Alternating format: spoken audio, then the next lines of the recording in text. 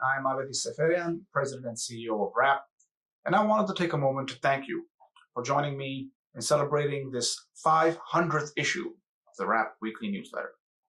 Hard to believe, but it's been 10 years since we issued the first edition. When we celebrated the 250th edition of the newsletter 5 years ago, I spoke to you about the evolution of this publication. From its humble origins as an inter-office information sharing tool to a newsletter read by thousands of people all around the world. In the intervening 5 years, we've grown even more and are proud of how far this publication has come. Now, those 5 years have seen the world change in ways that we could not have contemplated back then.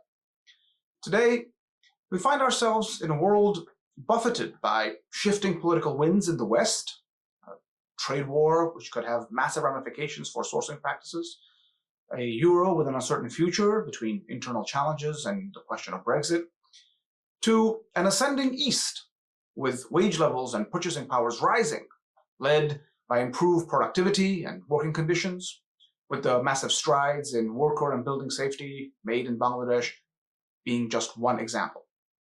In other words, a very different world from 5 years ago. In fact, some of these topics would have been unimaginable back then. But we hope that throughout, this newsletter has served as a conduit to keep you informed of the changes in the landscape. And it will continue to be a resource for you in this regard going forward. Now, as we enter 2019, there is a great deal of excitement here at RAP for what lies ahead, not just for this publication, but for our overall footprint in the world of social compliance. But let's talk about this publication first. You may have noticed some changes we've made to the newsletter.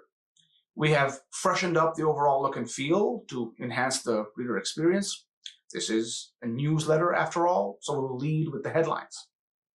This summer, we will take the freshen up the look and feel approach to our website, rolling out a whole new one designed to better serve the facilities and brands that rely on us and to expand the general public's knowledge on issues of ethical sourcing and social compliance. Finally, we will be adding new assets to our communications toolbox, beginning with a podcast that we look forward to launching in the weeks ahead. In closing, I wanted to thank you for your continued interest and readership of our newsletter. Much like I did in that message 5 years ago, I want to reiterate our commitment to keep this newsletter free to the public and devoid of any paid advertising.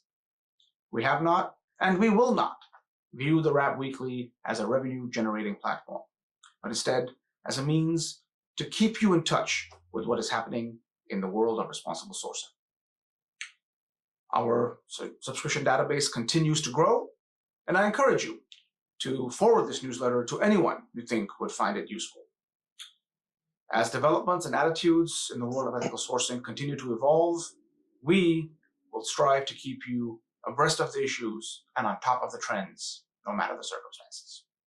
So, thank you once again for joining us. Happy reading, and all the best.